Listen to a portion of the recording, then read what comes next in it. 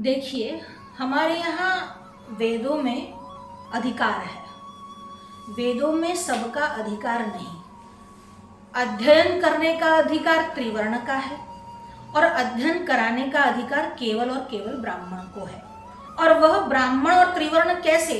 जो जन्म से ब्राह्मण हो, जन्म से क्षत्रिय हो, जन्म से वैश्य हो और ब्राह्मण क्षत्रिय वैश्य के कर्म में भी प्रवृत्त हो।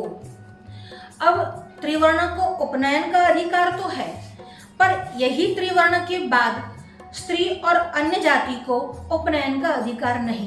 पर उपनयन मात्र से तो वेद का ही अधिकार प्राप्त होता है। बाकी पुराण आदि में सबका अधिकार है। कथा के श्रवण में, कथा के पढ़ने में सबका अधिकार है। तो वेदों में ये विशेष अधिकार है। तो इस वेदों में मंत्र संहिता में, यानी मंत्र का में जिसका अधिकार है, वो ब्राह्मण जिसने मंत्रों को बराबर पढ़ा है, पढ़ाया है, वही विशेष रूप से आहुति दे सकता है, या फिर वह यजमान जो अपने धर्म में निष्ठ है और जनेऊ जिसने पहना हुआ है।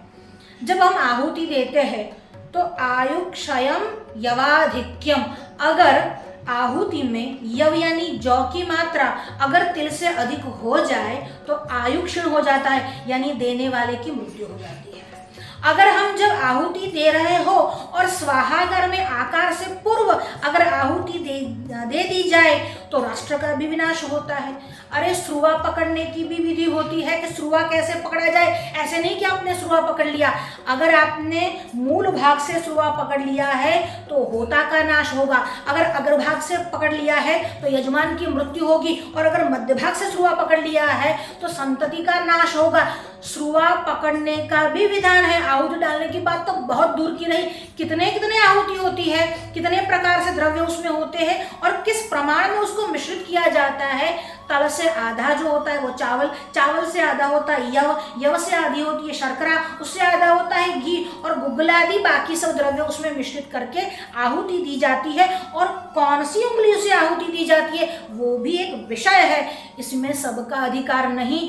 अगर सब ऐसे ही बैठ गए तो राष्ट्र में व्याधि आती है। आप जो अभी व्याधियां देख रहे हो उसका कारण यह भी है, जिसको अधिकार नहीं वो यज्ञ कर रहे हैं और जिसको अधिकार नहीं वो आहुति दे रहे हैं। इसीलिए जैसे ब्राह्मण को ज्ञान है वह ब्राह्मण ही दे, और ब्राह्मण जिसको आज्ञा करे वह यजमान जो जनेऊ पहनता है तो आहुति दे सकता है।